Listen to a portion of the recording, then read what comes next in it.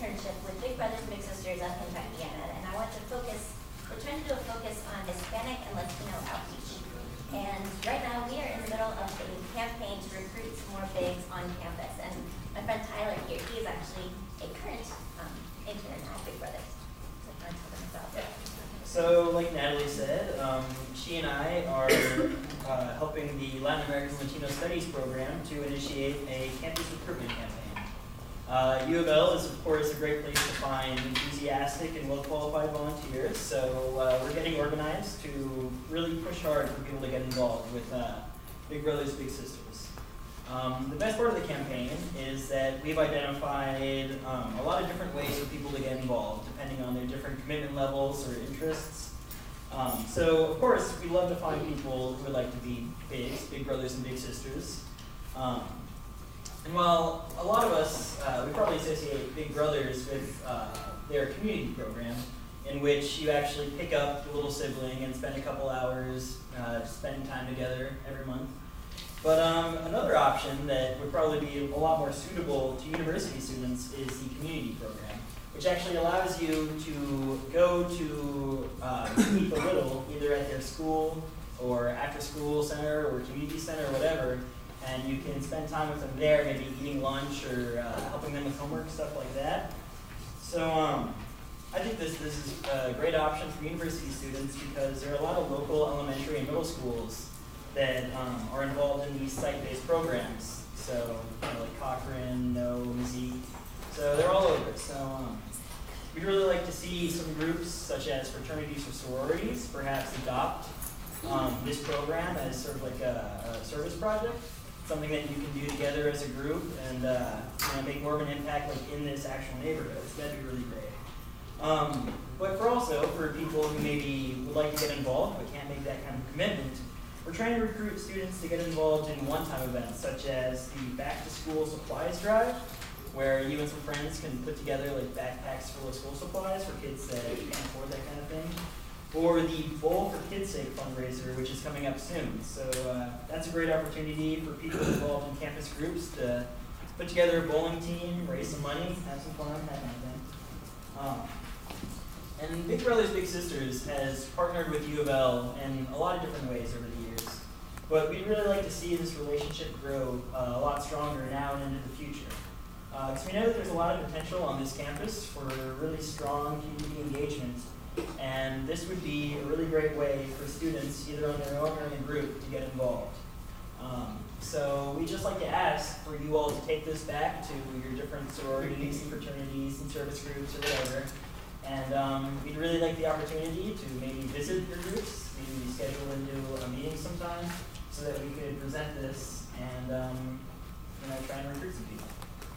Great, and if you have any questions, you can reference the website on the bottom. The Latin American Latino Studies website has more information about the different programs and things. So if you have questions, email me too. Any questions? Yes.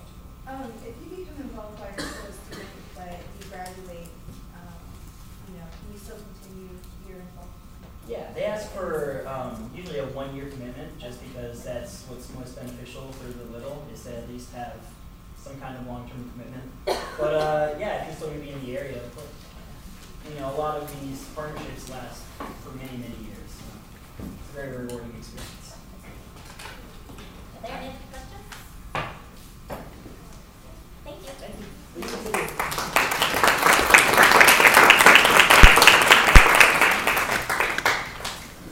Alrighty, we're going to move on to executive cabinet reports, starting with President Sana Suarez.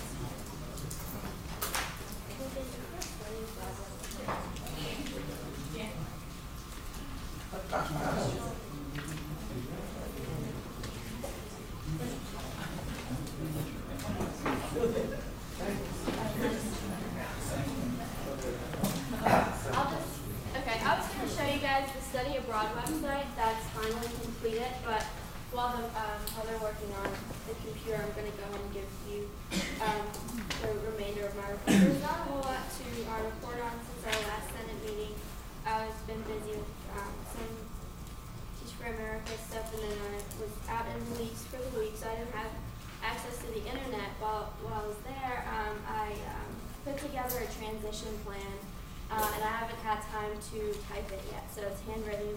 We're going to type that up and make that available for you guys. And basically, it's a plan to make sure that the incoming administration has all the information they need, because something that we faced as an administration was, lack of information in some areas. It's not like we've done this before, especially for the senators. We want to make sure senators come in knowing, what's expected of them.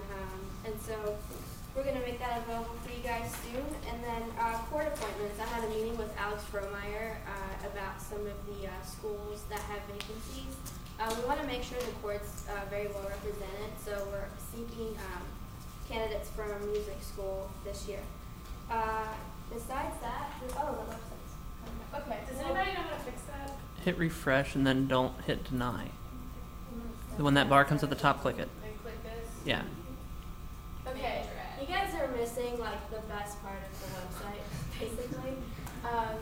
You're supposed to see a little clip of Doesn't a work on video, my computer. the video of someone, just a clip they had from their study abroad experience. But this part's important too. Basically, what I've been talking about all year.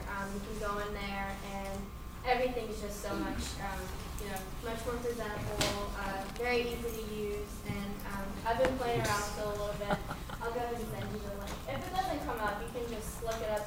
Any of you guys that have laptops, you can list the link. It's just louisville.edu/study abroad. If you don't look at it, it looks great. Any comments, Travis? Like it? Oh, it looks good. It looks good, yeah. They're still working on it. Some of you senators, we haven't contacted you yet, but if you've studied abroad, you're going to be asked to come in and do a little testimonial. And so we're going to have an alumni page that's going to look great. But that's all for my report. Let's try to Firefox.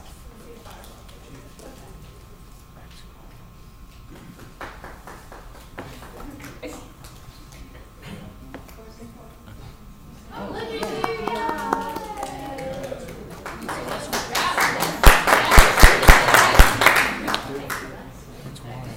There it is. Yay! That's it, guys. Is that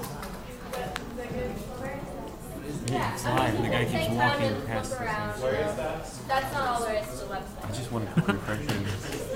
See them all. Are there different ones? No, it's not Oh, backslash. Where is that? It's not backslash. I think Rob. I'm right in this one. It looks like Rob.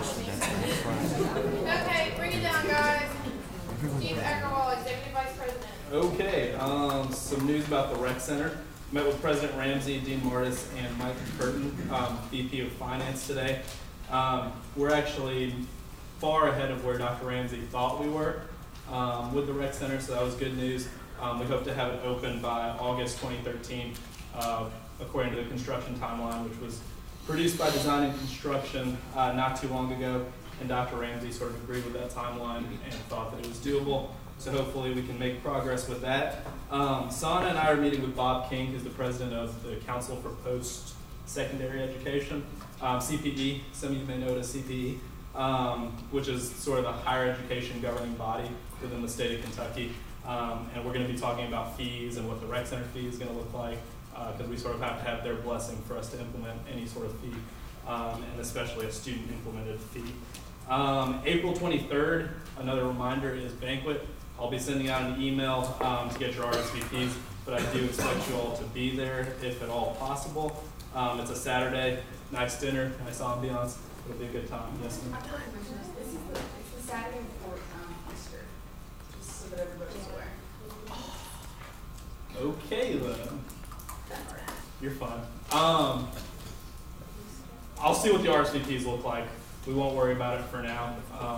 If something has to change after the RSVPs, so please try to RSVP by Friday. I'll send that email out tonight, ASAP, as soon as this meeting's over. Please try to RSVP to me by Friday so that if we have to change something, we can. What time's it at? 7 o'clock. Any other questions about that? Okay. Senator of the Year ballots were passed out. I think we have, do we have any left up here? Okay, they're still out there. All senators, please make sure you get a ballot. Vote for your Senator of the Year. There's a place where you can write in a nominee if you want to write in a nominee. And please get that to me before meeting is over today. Last piece of information. First off, thank you, Chairwoman Kelsey Smithson, for your work with ULDM. We got a card from ULDM, which I will read out loud for Kelsey and the SGA Senate. On behalf of the ULDM Executive Board, we wanted to send you our thanks and appreciation for your contribution to ULDM this year. As you know, we raised over $73,000 for the kids at Kosare Children's Hospital. We are so proud, and our event would not have been as successful without your generosity. We so appreciate your sponsorship and the 2 basketball goals. They were such a big hit, and they made ULDM even more fun.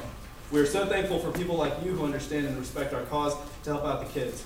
We hope that we can continue to build our relationship with SGA Senate, as well as utilize your partnership for support at future ULDM events.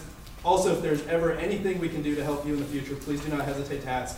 Thanks again, and God bless sincerely. And as always, for the kids, Chelsea Bell and the ULDM Executive Board. So congratulations.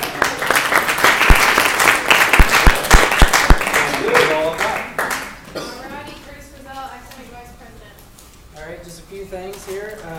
First, I received an email a couple days ago about the UofL bookstore's contract to renew Barnes & Noble. If you have anything specific that you want on record from the student's point of view, please email me that tonight at sgaavp@louisville.edu. I'm trying to get that into them as soon as possible. In regard to Phi Beta Kappa, obviously you've seen them over the past few days. It seems to be going well from everything I've heard. We should have a future report on that later on. I'm waiting in regards to the online, in regards to Blackboard on the online course evaluations. I'm waiting on Bob Goldstein to get back to me about A&S's decision. I didn't get to announce the name of the Student of the Month last week, or 2 weeks ago, so I wanted to make sure to do that here tonight. We didn't know the exact winner because it was the top fundraiser at ULDM. Please tell me if I'm butchering this name, but Emily Cardell. Is that right? Everybody? Right?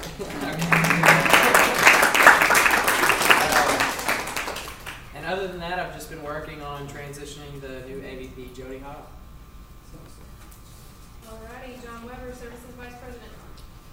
All right, I too started a little bit of the transition with Kara Monaco, who's coming in to my office.